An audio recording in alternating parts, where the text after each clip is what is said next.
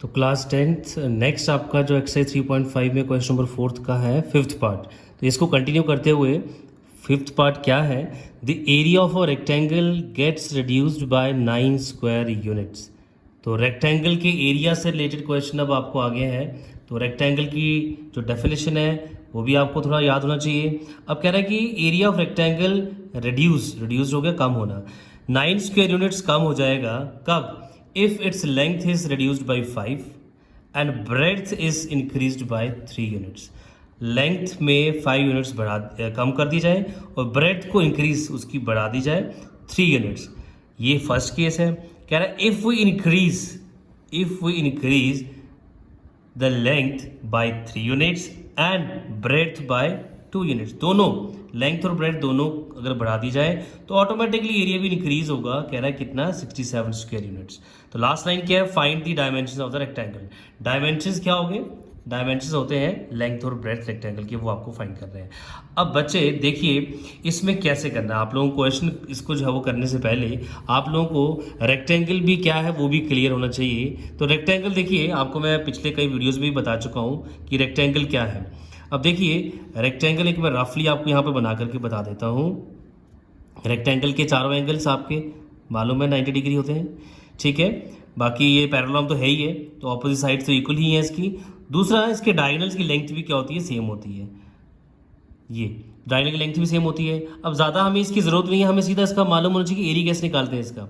तो area of rectangle आता है लेंथ मल्टीप्लाई बाई ब्रेड्थ। अब यहाँ कुछ उसने छोटी छोटी चेंजेस बताई हैं कि अगर इसकी लेंथ इंक्रीज है, जैसे फर्स्ट केस में है कि उसकी जो है वो लेंथ को कम करना है, ब्रेड्थ को इंक्रीज करना है। लेंथ सपोज उसने यहाँ तक कर दी है, ब्रेड्थ को थोड़ा सा बढ़ा दिया है, तो जो नया रेक्टेंगल बनेगा कुछ ऐसा बनेगा।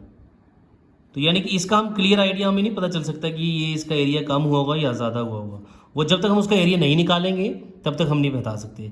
बट जो सेकंड केस है वहाँ तो उसने दोनों ही जो है वो बताया हुआ है कि जो सेकंड केस में कि उसमें ये अगर सपोज आपके पास पहले वाला रेक्टेंगल है, उसमें वो कह रहा है कि लेंथ भी बढ़ा दी है ये और ब्रेड्थ भी बढ़ा दी है। तो यानी कि जब लेंथ और ब्रेड्थ दोनों ही बढ़ा दी हैं तो आप लोग देख सकते हैं ये इतना एरिया इसका इंक्रीज हो जाएगा। ये आप लोग देखिए ज़रा, पहले रेक्टेंगल इतना था, यहाँ से इसकी ब्रेड्थ बढ़ा दी है, यहाँ से इसकी थोड़ी लेंथ भी बढ़ा दी। तो जब लेंथ और ब्रेड्थ दोनों बनाई है तो ये नया वाला रेक्टेंगल बन गया है। ये जो मैंने शेड किया ये पोर्शन सारा उसका एरिया क्या हुआ है? इंक्रीज हुआ है। तो सेकंड केस में उसने क्लियरली कहा है कि ये जो एरिया इंक्रीज हुआ है वो 67 स्क्वायर यूनिट्स है। ये एरिया इंक्रीज हो गया नए वाले का। अब चलिए सॉल्व करते हैं इसको, क्वेश्चन को। देखिए करना क्या है एक्चुअल में, तो स्टार्ट करना है। Later suppose length of the rectangle भी हमने x यूनिट्स ले लिए, ब्रेड्थ उसकी जो है वो y यूनिट्स ले लिए। अब है area of the rectangle. Area क्या आएगा उसका? Length multiply by breadth. Length ले ली है हमने x, ब्रेड्थ ले ली है y, तो एरिया आ जाएगा xy स्क्वायर यूनिट्स। एरिया का यूनिट जो है वो स्क्वायर यूनिट्स। तो एरिया रेक्टेंगल आ गया है। अब ये एक्चुअल जो हम जो लेके चले हैं रेक्टेंगल उसका एरिया है ये। अब केस वन में वो क्या कह रहा है? केस वन में वो कह रहा है कि इफ इट्स, देखिए ऐसे लिखेंगे, new length and new breadth. New length कितनी है और न्यू ब्रेड्थ कितनी है। जब दोनों ही चेंज होंगे तो एरिया में भी जो है वो चेंजेस आएंगी। पहले लेंथ थी x, अब कह रहा है if its length is reduced by 5, reduce जो होता है कम करना, तो x minus 5। New breadth, breadth y थी और इसमें ब्रेड्थ में क्या करना है? ब्रेड्थ इज इंक्रीज्ड बाई 3, यानी कि y प्लस 3 यूनिट्स। अब ऑटोमेटिकली एरिया में भी चेंज आएंगी, तो हमारे पास आ जाएगा न्यू एरिया। तो new area length into breadth. तो देखिए लेंथ आपके पास आ गई इसकी x माइनस 5 और ब्रेड्थ इसकी आ गई है y प्लस 3। तो चलिए इनको मल्टीप्लाई करते हैं। क्या आएगा ये? x multiply Y, x multiply by 3, 5 multiply Y, but 5 के साथ माइनस है तो minus 5y, minus plus minus 5 multiply 3 is 15। तो अनलाइक टर्म्स है, इतना स्क्वायर यूनिट्स एरिया जो है वो नए वाले का आ गया है। अब हमने इक्वेशन बनानी है, देयरफॉर कंपेयर करेंगे ये वाला area xy plus 3x minus 5y minus 15 is equal to जो एक्चुअल में एरिया था पुराने वाले रेक्टेंगल का वो है xy। अब ऑब्वियसली ये दोनों इक्वल तो नहीं है, उसने स्टार्ट ही ऐसे किया है कि the area of rectangle gets reduced. तो यानी कि ये वाला एरिया कम हो गया है। कितना कम हो गया है? By 9 square units. तो यहाँ तो अब ये कम हो गया है, यहाँ अब आप लोग इसमें से माइनस कर दीजिए 9। अगर इसमें से भी माइनस करेंगे दोनों इक्वल हो जाएंगे, तो बेटर है कि आप लोग इसमें से माइनस कर दीजिए 9। ये ऑलरेडी कम हो गया है तो ये ज़्यादा हो गया, इसमें से माइनस कर दीजिए, अब दोनों इक्वल हो जाएंगे। या फिर आप ये जो क्योंकि 9 कम हुआ है तो इसमें +9 भी कर सकते हैं, तो क्योंकि आपने न्यूमेरिकल जो फिगर्स है दोनों तरफ सेम कर रहे हैं। अब देखिए ये XY और XY जो है वो एलिमिनेट हो गया, यहाँ जो बच गया वो आ गया 3x -5y -15, इस -9 को यहाँ ट्रांसपोज करिए, +9 हो जाएगा इज इक्वल टू 0। तो ये एक इक्वेशन हमारे पास बन गई है, 3x -5y 15 -9 करिए, ये 6 आ जाएगा इज इक्वल टू 0। 15 का साइन आएगा, ये फर्स्ट इक्वेशन आपके पास बन गई है। अब केस 2 के लिए आप लोग देखेंगे, केस 2 जो है देखिए उसमें भी हम लोगों को नई लेंथ निकालनी है और नई ब्रेड्थ निकालनी है। उसमें न्यू लेंथ क्या आएगी, केस 2 अगर आप लोग अपने बुक पे देखेंगे न्यू लेंथ, उसमें वो कह रहा है कि इफ़ वो इंक्रीज, दोनों इंक्रीज करनी है, तो पुरानी लेंथ थी x, तो कह रहा है उसमें 3 यूनिट्स बढ़ा दीजिए। ब्रेड्थ नई वाली क्या आएगी, पुरानी ब्रेड्थ थी y, अब उसमें ब्रेड्थ को भी उसने इंक्रीज़ किया है, ब्रेड्थ को 2 यूनिट से इंक्रीज कर दिया है, तो ये दोनों ही उसने इंक्रीज कर दिए हैं। तो न्यू एरिया ऑब्वियस है, लेंथ ब्रेड्थ दोनों ही जो है वो बढ़ गई हैं, तो एरिया तो ऑटोमेटिकली इंक्रीज होगा, x + 3 × y + 2। तो ये आप लोग अब इनको मल्टीप्लाई करेंगे और एरिया इनका फाइंड करेंगे, तो एरिया आपके पास क्या आ जाएगा, x × y is xy plus x × 2 is 2x plus 3 × y is 3y and 3 × 2 is 6। तो अनलाइक टर्म्स है, इतना स्क्वायर यूनिट्स जो है वो नया वाला एरिया है। अब आप इस फिगर में से देखिए, ये वाला जो पुराना एरिया था वो xy था, ये एरिया इसकी वजह से बढ़ गया और ये कितना है 67 स्क्वायर यूनिट्स। तो टोटल एरिया न्यू रेक्टेंगल का क्या आ गया, XY + 67। तो देखिए ये वाला इंक्रीज हो गया है। अब इक्वेशन जो बनानी है, नया वाला एरिया आ गया XY + 2x + 3y + 6।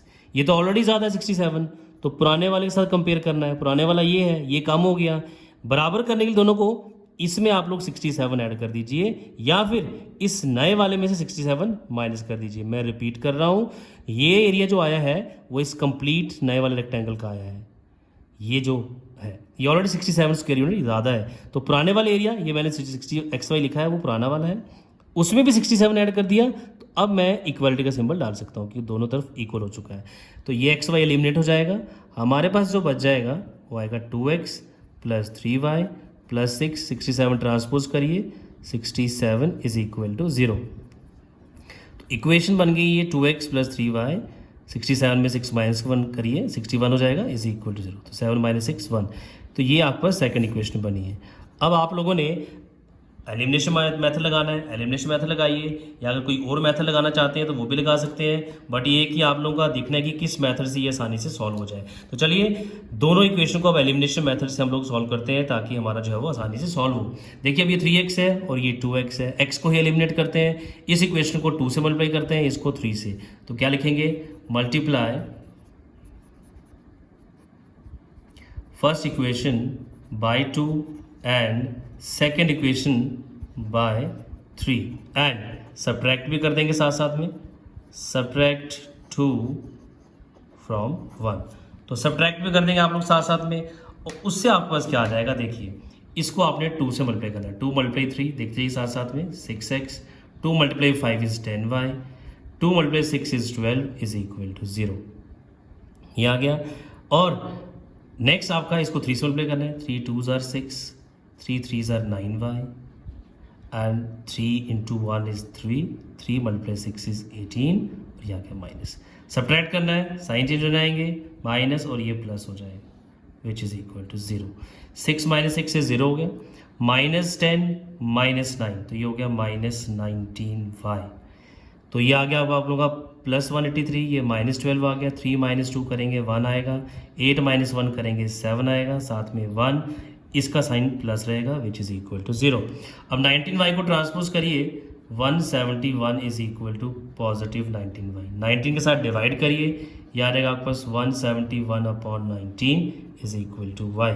तो क्लियरली अब आपके पास जो y आ चुका है 171/19, 19 1s are, तो यह आ रहेगा 19 9s are। तो आप लोग देख सकते हैं y आपके पास आ चुका है 9। तो अब x फाइंड करना है, किसी भी इक्वेशन में वैल्यू पुट कर दीजिए। सपोज हम फर्स्ट इक्वेशन में पुट करते हैं value, first equation gives us 3x - 5y -6 is equal to 0. This implies that 3x minus 5 into y है 9 -6 is equal to 0. तो करिए arrange 3x minus 5 into 9 is 45 minus 6 which is equal to 0. तो ये आपके पास आ जाएगा 3x minus 45 and 6 is 51 minus 51 is equal to 0. अब आपके पास 51 transpose हो जाएगा 3x is equal to positive 51 x is equal to आ जाएगा 51/3. तो ये लीजिए x आपके पास आ चुका है 3 1s are 3 3 7s are 21. x 17 आ गया है. Now in short you can see, अब आप कह सकते हैं क्योंकि आपको तो लेंथ और ब्रेड्थ फाइंड करनी थी.